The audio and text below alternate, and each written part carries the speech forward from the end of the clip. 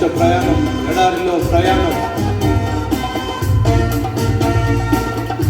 3.5 నెలలు ప్రయాణం, యెరూషలేములో ప్రవేశం, ప్రజల ఆహ్వానం.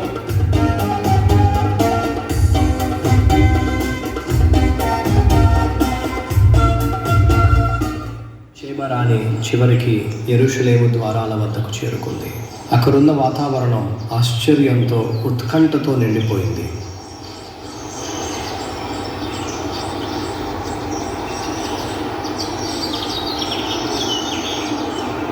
శివారానికి స్వాగతం. రాజు మీ రాక కోసం ఎదురు చూస్తున్నారు.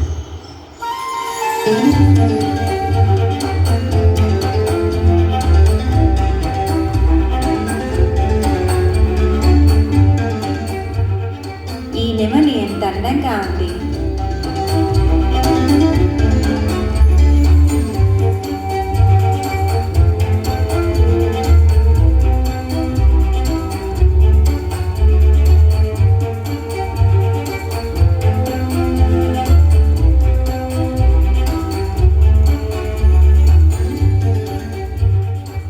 స్వాగతం శుభారాణి, మీరు చాలా దూరం ప్రయాణించారు. మీ రాకతో యెరూషలేము గౌరవం పెరిగింది. మీకు శాంతి కలుగునుగాక. మన రాజ్యాల మధ్య స్నేహం విస్తరించునుగాక.